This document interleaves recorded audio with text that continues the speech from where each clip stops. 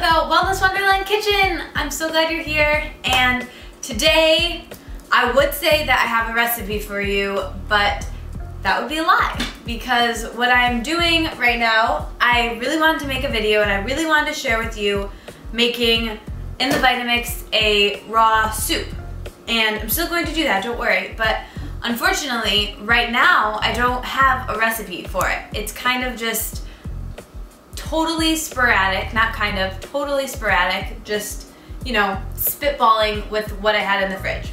So I don't know how it's going to turn out, but we're gonna figure it out together. We're gonna try it a couple times and make it till it's good. And that's what I usually do all the time whenever this is like a great, really quick lunch to have or a dinner. It's just something I make like a couple times a week whenever I'm hungry and in kind of a hurry. So you don't really have to think about it, you just have to be there willing to, like, you know, improvise a bit. So that's what we're gonna do today. So all you need really is a Vitamix and a bunch of vegetables. So what we're gonna start out with today, the key to making raw soup is that you have to make it good, non-negotiable, put in a half of an avocado. It like gives it the creaminess and makes it like soupy and good.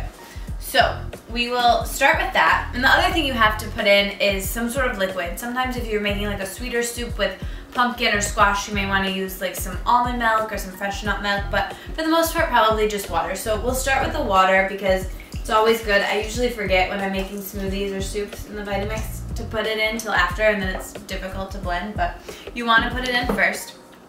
And then we'll start with our avocado because I know we're gonna need that, so I'll just cut that up. Got my little trick for cutting it. Just slice it and then turn it slowly around the knife, just like so. Be careful, I already have one kitchen injury here that required stitches, so be careful. And then just take it and voila! I didn't cut that evenly. Does that ever happen to you when like one side is huge and one side's not? Well, we'll use the little side now. So everything happens for a reason. Maybe this is just like the perfect amount. So just take that, ooh, scoop it right in. Get all of that really, really well in there with the avocado. All right, so that's in there. And then zucchini, I know will be good in our soup because zucchini, I love putting it in green smoothies and in green soups. The soups I make don't necessarily have to be green.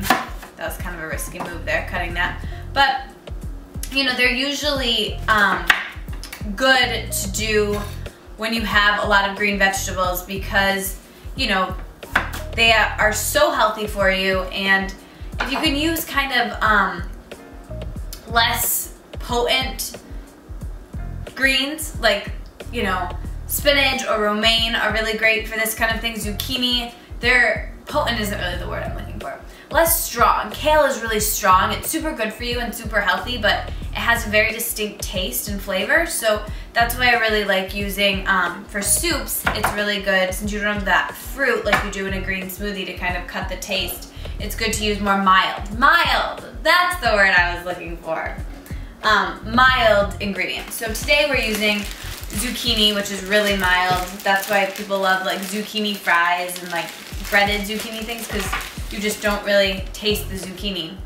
So then romaine is really good. Everybody likes romaine, I think. Like it's romaine! Everybody loves romaine. So just slice up some romaine.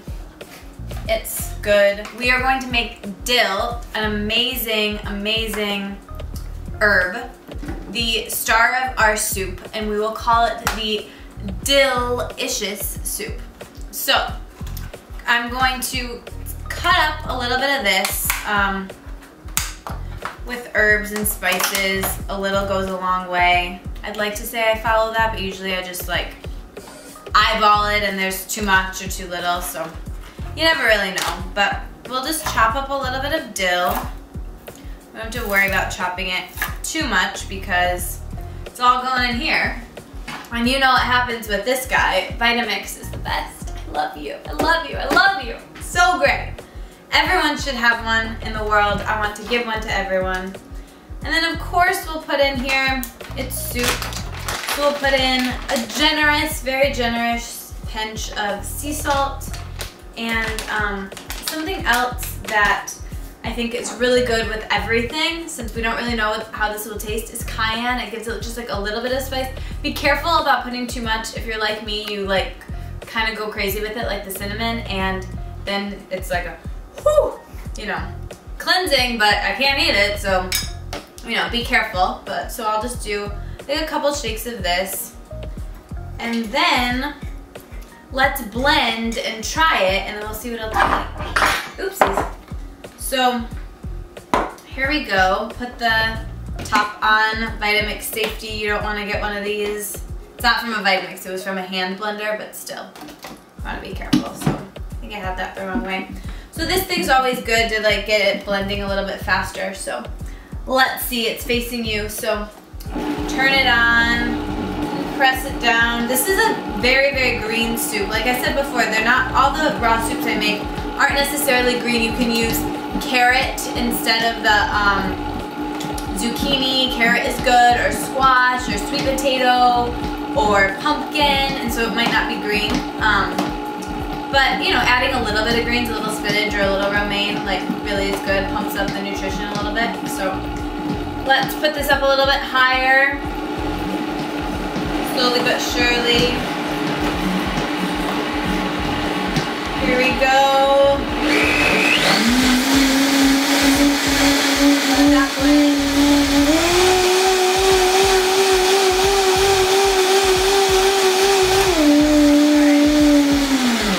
That should be good.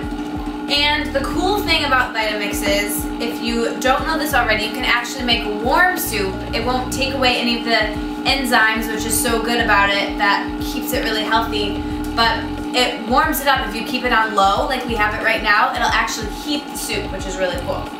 So let's just give this a little try. Get the top off here. Ooh, it's really green, like St. Patrick's Day green. And let me grab a cute little bowl for us. But first, we have to try it right from the blender. That's really good. Taste the cayenne. So good. You might want to add a little bit of sea salt. I'm probably going to add a little bit of dulse flakes, which are super good and healthy sea vegetable. And you could add pine nuts, or I'm probably going to add some raw pumpkin seeds on top. Just sprinkle them on top, which will be really good. I've got them right here.